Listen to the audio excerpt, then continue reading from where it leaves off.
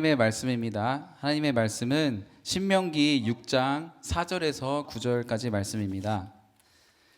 이스라엘아 들으라. 우리 하나님 여호와는 오직 유일한 여호와이시니 너는 마음을 다하고 뜻을 다하고 힘을 다하여 내 하나님 여호와를 사랑하라.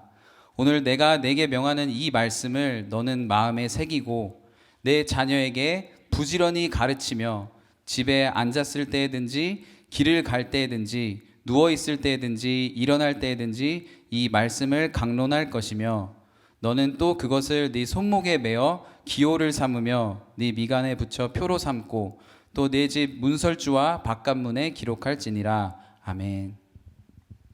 제가 6장 4절과 5절을 다시 한번 읽어보도록 하겠습니다.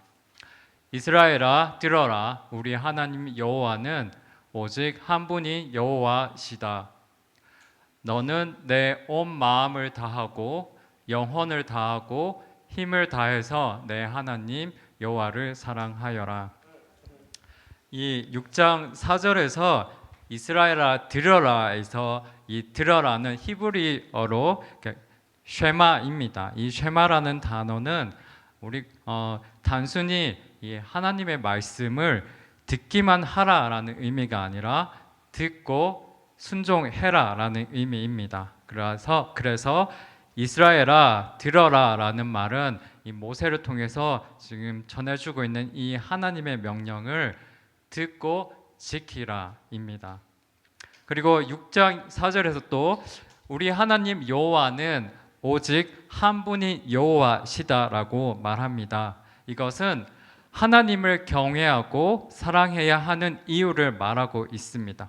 그 이유는 여호와 하나님만이 오직 이 세상에 참되시고 유일하시고 한 분이신 하나님이기 때문입니다. 오직 여호와 하나님만이 이 세상을 만드신 창조자이시고 하늘에서 왕으로 계시면서 이 땅과 또 영적인 세계를 다스리는 이 주권자 통치자이시고 또 장차 모든 사람들을 심판하실 심판자이십니다. 따라서 또 다른 종교에서처럼 사람이 어떤 고행이나 수행을 통해서 신이 될 수 없으며 또한 수많은 신들이 이렇게 살아가는 영적인 세계도 없습니다. 영적인 세계에는 이 천사, 이 사탄 같은 영적인 존재들이 있지만 이 땅과 영적인 세계를 다스리는 유일하신 분은 여호와 하나님 한 분이십니다. 따라서 이 우리 삶의 궁극적인 목적은 우리 스스로 정하는 것이 아니라 하나님이 우리를 만드신 목적 그리고 하나님이 우리에게 주신 사명과 미션에 따라 우리 삶의 궁극적인 목적이 결정됩니다. 하나님이 우리를 위해 계신 것이 아니라 우리가 하나님을 위해 존재합니다. 또한 우리가 이 땅에서 잘 살았는지 아니면 못 살았는지를 평가하는 기준 또한 우리에게 있는 것이 아니라 하나님에게 있습니다. 우리가 이 땅에서 누리는 삶의 축복들 또한 하나님으로부터 오기 때문에 우리는 우리가 가진 것들, 누리는 것들에 대해 하나님께 또한 감사할 수밖에 없습니다. 여호와 우리 하나님은 이와 같은 분이시기 때문에 오늘 6장 5절은 너는 내 온 마음을 다하고 영혼을 다하고 힘을 다해서 내 하나님 여호와를 사랑하여라 라고 말하고 있습니다. 여기서 이 사랑으로 번역된 히브리어 단어 아하브는 이 단순히 사랑의 감정을 의미하는 것이 아니라 이 사랑의 감정과 동반되는 이 구체적인 행동을 의미합니다. 그래서 하나님을 사랑하라는 것은 이 사랑의 감정과 함께 구체적인 이 사랑의 행동도 함께 하라는 말입니다. 그리고 이스라엘에게 이 행동은 이 하나님의 계명, 하나님의 규례와 율법을 잘 지키는 행동을 의미했을 것입니다. 그리고 우리에게도 동일합니다. 진정으로 하나님을 사랑하는 것은 하나님을 경외하는 마음으로 사랑하는 마음으로 하나님의 명령을 성실히 지킬 때 진정한 이 하나님을 향한 사랑이 완성이 됩니다. 또한 내 모든 마음에서 이 마음으로 번역된 히브리어 이 레바브는 그러니까 심장을 의미하는데 이 심장은 그 당시에는 우리의 생각이나 의지가 있는 곳으로 이렇게 여겨졌습니다. 그리고 영혼으로 번역된 이 히브리어 단어 이 네피시는 감정, 열정 그리고 욕망이 자리 잡고 있는 것으로 여겨졌습니다. 또한 이 모든 힘으로 해서 이 힘은 그러니까 내 자신이 가진 모든 것, 재산, 명예, 권세 등 이 모든 것들로 이해될 수 있습니다. 그래서 온 마음을 다하고 영혼을 다하고 내 힘을 다해서 하나님을 사랑하라는 것은 내 모든 생각, 의지, 감정 그리고 내가 가진 모든 것으로 하나님을 사랑하라는 말입니다. 그리고 이 명령은 오늘날 우리에게도 적용이 됩니다. 하나님이 오늘날 우리에게 바라고 우리들 가운데서 찾고 있는 사랑은 하나님을 위해서 헌신하고 희생하고 필요하다면 기꺼이 내 것을 주를 위해 드리는 사랑입니다. 오늘 말씀을 준비하면서 저도 이 하나님이 원하시는 사랑의 이 깊이가 참 깊다는 것을 깨닫게 됩니다. 그러나 이 하나님의 아들신 예수님께서 이 자신의 생명을 희생하시면서 우리에게 보여주신 이 사랑의 깊이를 우리가 생각해 보면 충분히 하나님은 이와 같은 깊고 큰 사랑을 우리에게 요구할 수 있는 자격을 가지고 계신 분이심을 깨닫게 됩니다. 정말 바라기는 정말 하나님이 원하시는 이 사랑의 깊이에 우리가 부담을 가지지 말고 정말 하나님을 더 깊이 알아가고 하나님의 은혜와 사랑 그리고 축복을 경험하면서 정말 하나님을 사랑하는 깊이가 점점점 깊어져서 언젠가 하나님이 원하시는 이 사랑의 깊이에까지 우리 모두가 도달되기를 정말 축복합니다. 아마 순교하신 우리 짐 엘리엇 선교사의 이야기를 아마 많은 분들이 들었을 것입니다. 이분은 휘튼 대학을 수석으로 졸업하고 하나님의 부르심에 따라 이 에콰도르라는 곳으로 선교를 하러 갔습니다.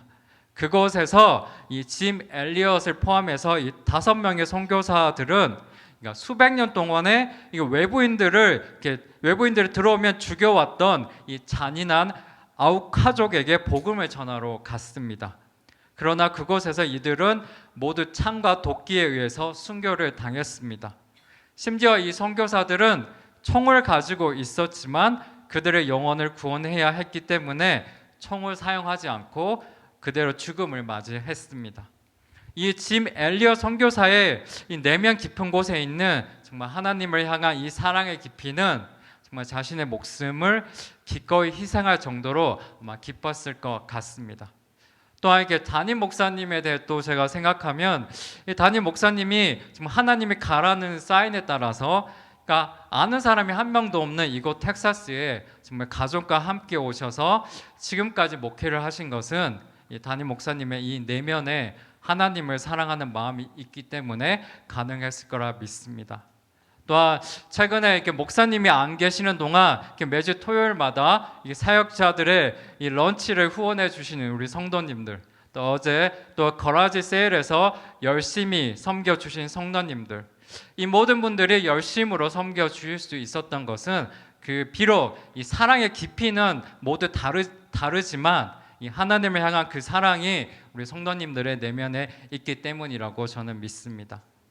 정말 우리 모두가 이 하나님을 향한 이 사랑의 깊이와 너비가 점점 크고 깊어져서 정말 기꺼이 기쁨과 감사로 또 하나님을 위해 섬기고 희생하고 헌신하게 되시기를 축복합니다. 반대로 이 사랑이 없는 헌신, 섬김은 오래가지 못합니다. 사랑이 없는 헌신과 섬김은 시간이 지날수록 점점 불평과 불만을 만들어내고 결국은 서로를 상처 주고 상처 입게 만듭니다. 그래서 섬기고 헌신할 때에는 이 하나님과의 올바른 관계를 통해서 이 하나님을 향한 사랑의 마음을 잘 유지하는 것이 참 중요합니다.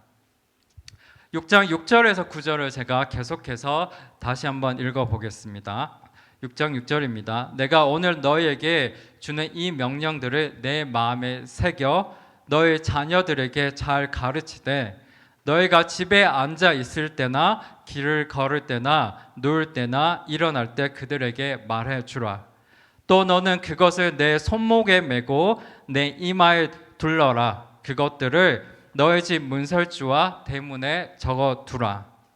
이 여호와 하나님은 모세 시대의 이스라엘 사람들뿐 아니라 이스라엘의 그 다음 세대, 또 그 다음 세대의 하나님이 되시기를 원하셨고, 이스라엘 후손들을 계속해서 하나님의 백성으로 삼기를 원하셨습니다. 그래서 여호와 하나님은 이스라엘에게 이 하나님의 계명을 이 가슴에, 마음에 잘 간직하고 후손들에게 이것을 잘 가르쳐서 잊지 않도록 하라고 말씀하셨습니다. 이 6절에 이 마음에 새기다라는 말은 암송하다라는 의미를 가지고 있습니다. 그래서 하나님의 계명을 마음에 새기는 것은 항상 그것을 기억하고 생각하고 묵상하는 것을 말합니다.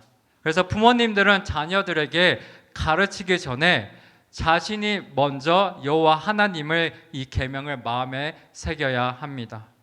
또 이 7절에서 집에 앉아 있을 때나 길을 걸을 때나 누울 때나 일어날 때라는 말은 이 부모님들이 때와 장소를 가리지 말고 자녀들을 항상 반복하여 가르치라는 것입니다. 또 이 잘 가르치되라는 말은 이 반복해서 가르치다, 주입하다라는 뜻으로 이 자녀들의 머릿속에 이 여호와의 계명이 정말 새겨질 정도로 반복해서 주입하고 가르치라는 말입니다.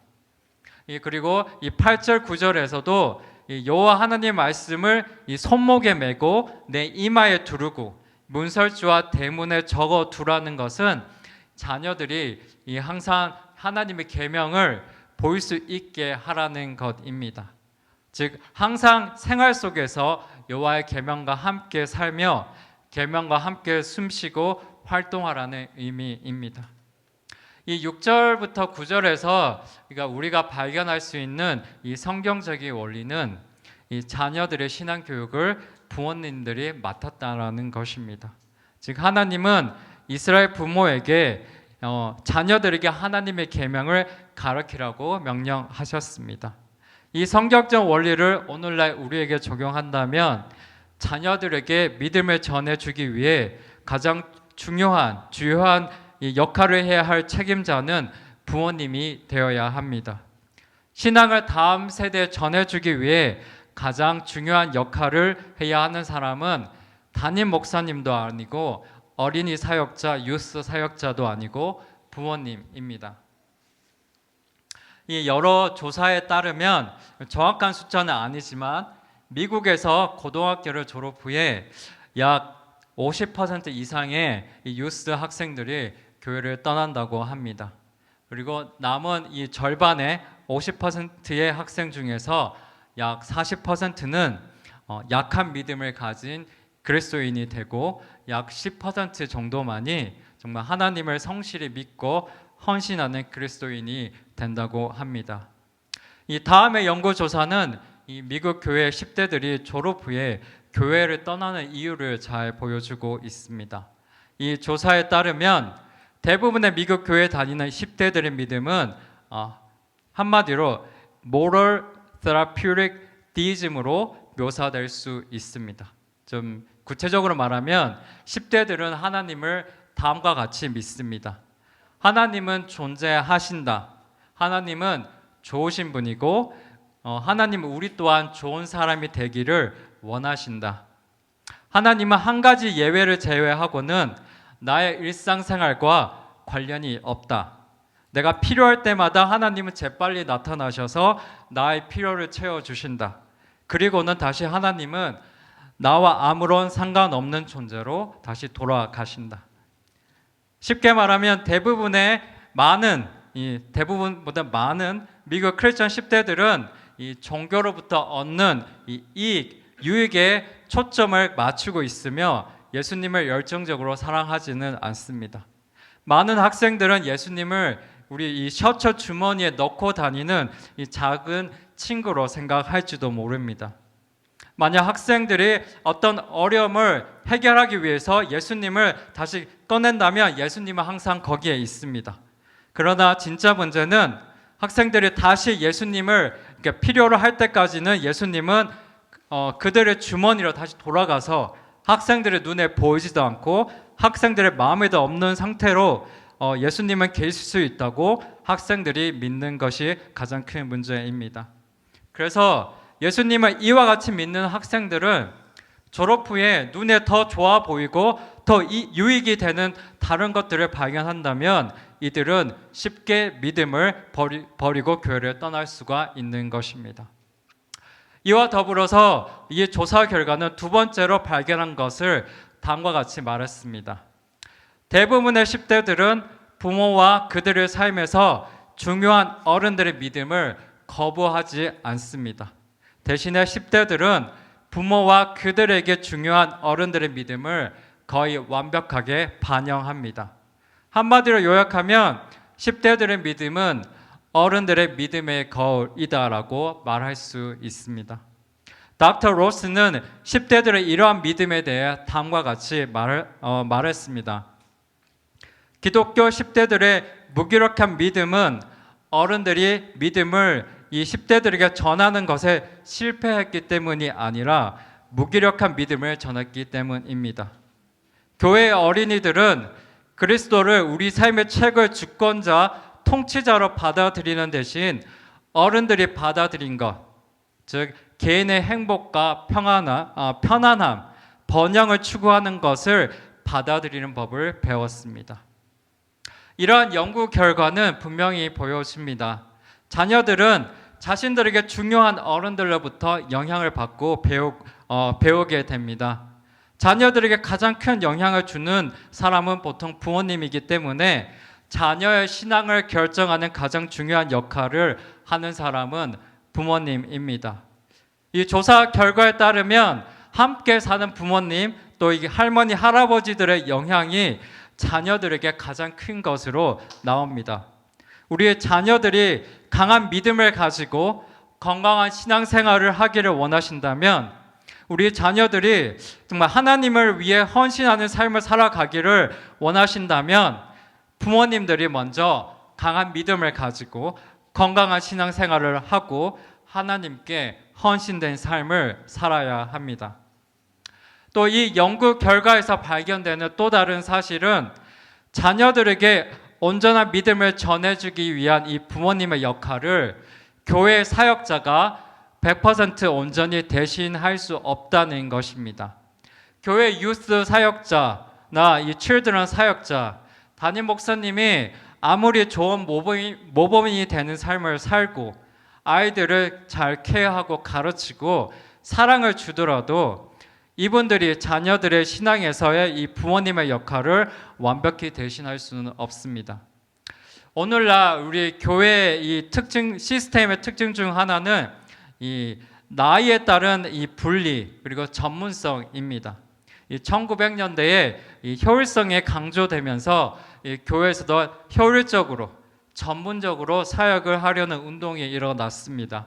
그래서 모든 가족이 이제 차를 타고 교회로 오면 이 어린이는 어린이 예배로, 유스는 유스 예배로, 어른들은 어른들의 예배로 이렇게 각자 가게 됩니다. 이러한 시스템에서 물론 전문 사역자들은 또 많은 좋은 결과들을 만들어냈습니다.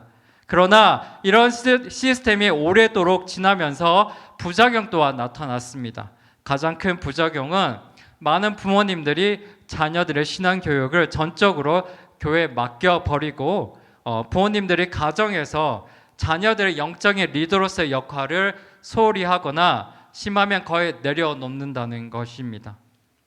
오늘날 조사에서 연구 결과에서 보여주듯이 이 많은 10대들이 졸업 후에 교회를 떠나고 비록 교회에 남더라도 여전히 무기력한 믿음을 가진 영 어덜트들 또 10대들이 많이 생겨나는 이 결과는 전문 사역자가 부모님의 역할을 완벽히 대신할 수 없음을 증명하고 있습니다. 사실 상식적으로 생각해 봐도 이해가 됩니다. 가정에서는 부모님들이 자녀들을 1대1로 케어할 수 있지만 교회에서는 한 명의 사역자가 정말 수십 명의 학생들을 케어해야 합니다.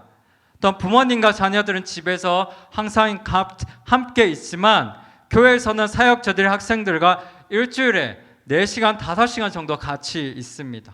이 사역자에게 주어진 이 시간과 이 환경에서는 사역자들이 부모님처럼 자녀들에게 큰 영향을 끼치고 좋은 믿음을 보여주고 일대일로 케어하면서 신앙 교육을 하는 것이 거의 불가능합니다.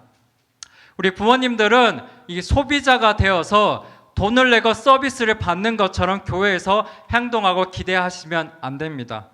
내 자녀를 맡기면서 신앙이 성장하도록 만들어 주세요라고 교회에 요구할 수 없습니다.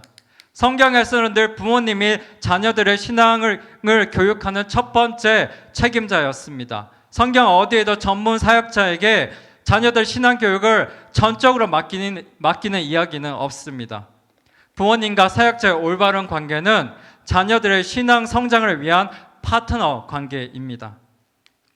만약 부모님들이 이 역할을 소홀히 하게 되면 우리 자녀들은 정말 가정 이상으로 많은 시간을 보내는 학교에서 만나는 친구들, 세상의 문화와 이 세상적인 다른 것들이 그 내면의 빈 자리를 채우게 될 것입니다.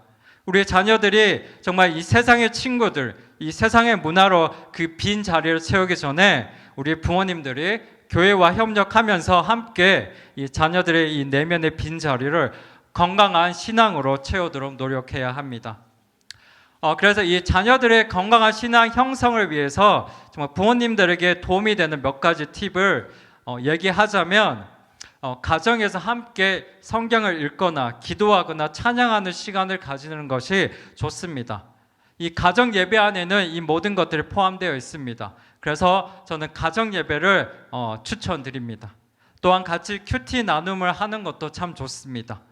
또한 함께 식사하는 시간에 이 부모님들이 그냥 일주일 동안에 이 경험한 하나님의 은혜나 이 성경 말씀 가운데 은혜 받았던 말씀들에 대해서 대화를 하는 것도 좋습니다.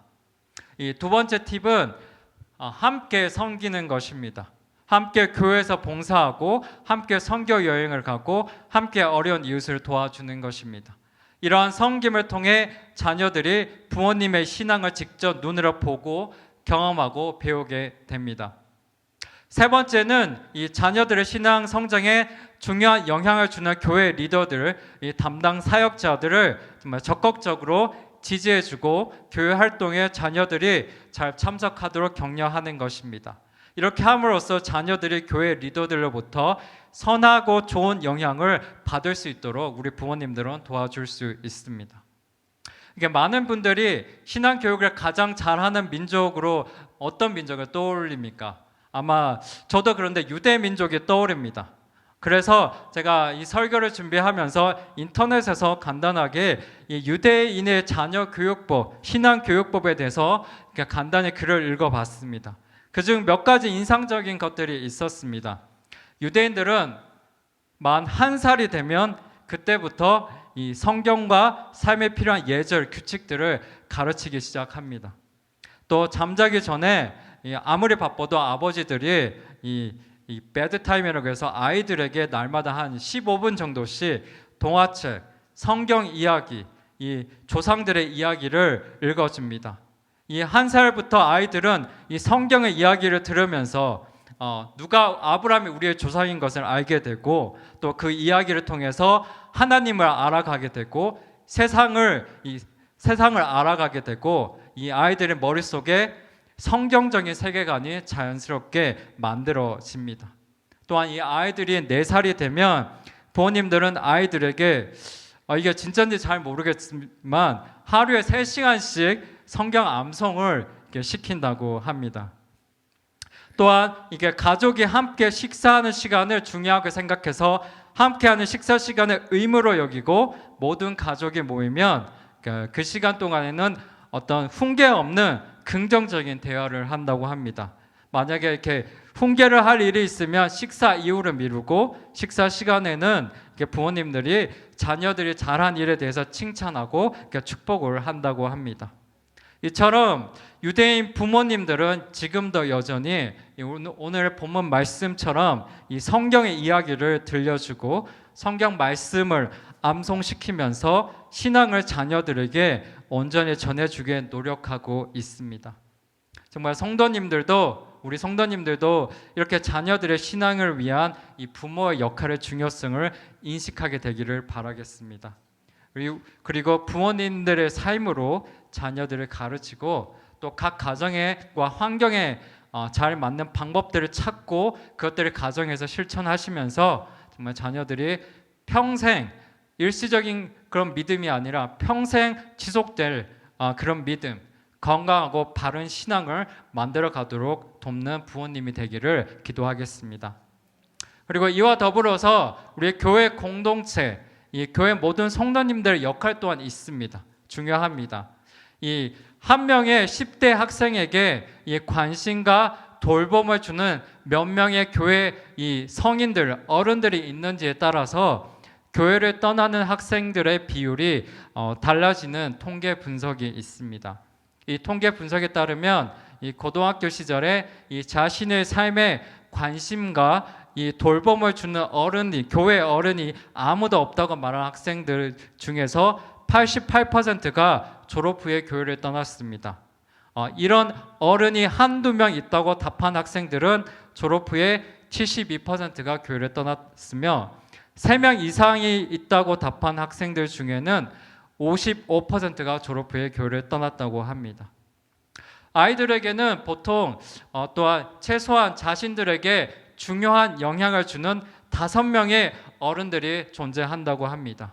아이들은 자신들에게 중요한 이러한 어른들로부터 큰 영향을 받으면서 자라납니다. 우리 교회 성도님들은 이런 아이들에게 중요한 영향을 주는 어른들 중 한 명이 되도록 노력해야 합니다.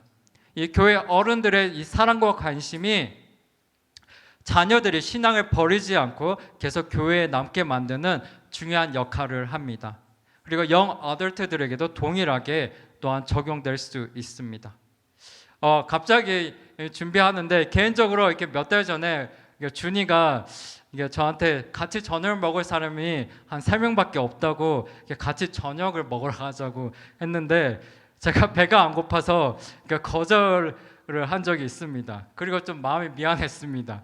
그런데 어제 설교를 준비하는데 다시 생각이 나서 제가 회개를 했습니다. 네. 그리고 이렇게 그러면서 제가 EM 친구들과 더 친해질 수 있는 이런 기회들을 자꾸 거절하는 저의 태도를 돌아보고 좀 반성하는 시간을 가졌습니다. 또 우리 지난주에도 우리 데이비드 전도사님이 같이 저녁 먹으러 가자고 했는데 제가 피곤하다고 거절했습니다.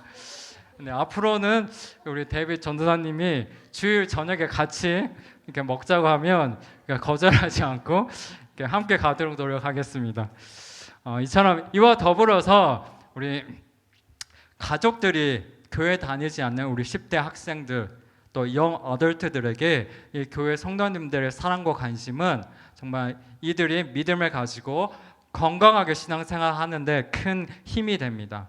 어떤 목사님이 다음과 같은 간증을 하셨습니다. 이 목사님이 어릴 때 또 가정이 좀 가난했는데 어느 날 어머니가 이 불의의 사고로 온몸 전체가 화상을 입으셔서 늘 집에만 있어야 했고 이 어머니 역할을 제대로 할 수가 없었습니다. 그래서 이 목사님은 어릴 때 참 자신이 불행하다고 느꼈습니다. 그런데 감사하게 이 목사님이 예수님을 주님으로 영접하고 교회에 다니게 되면서 이 교회 성도님들이 이 목사님의 이모가 되어주시고 교회 선생님들이 이분의 스승이 되어주셨습니다. 교회에서 밥 먹고 머리가 길면 교회 성도님들이 잘라주시고 또 교회 성도님들이 헌옷을 가져와 이분에게 입히시고 또한 격려해 주셨습니다. 그래서 가난하고 어려운 환경에서도 이 목사님은 정말 나쁜 길로 빠지지 않고 잘 자라서 지금은 하나님께 쓰임받는 목사님이 되셨다고 간증하셨습니다. 정말 바라기는 우리 모든 교회가 또 교회 성도님들이 좀 이와 같은 사랑과 돌봄과 은혜가 충만한 정말 교회가 되기를 축복드립니다. 이제 말씀을 마무리하겠습니다. 다음 세대에게 좀 믿음을 전해주기 위해서는 무엇보다도 부모님의 역할이 제일 중요합니다. 이와 더불어서 이 교회 공동체의 역할 또한 중요합니다. 부모님과 이 교회는 중요한 파트너가 되어서 함께 다음 세대에 온전한 믿음을 전해주는 일에 함께 참여해야 합니다. 부모님들은 이 가정에서 자녀들에게 올바른 신앙 교육을 하도록 노력하고, 교회 성도님들은 이 교회 안에서 이 어린이, 10대들, 영 어덜트들에게 사랑과 관심을 주고 삶의 지혜를 전해주는 좋은 멘토가 되고 기도의 후원자가 되셔서 정말 다음 세대에게 이 신앙의 유산을 남겨줄 수 있도록 노력해야 합니다. 정말 우리 교회가 이와 같이 좋은 이 신앙의 유산을 다음 세대에 온전히 전해주는 정말 아름답고 복된 교회가 되기를 정말 기도하겠습니다. 우리 같이 기도하겠습니다.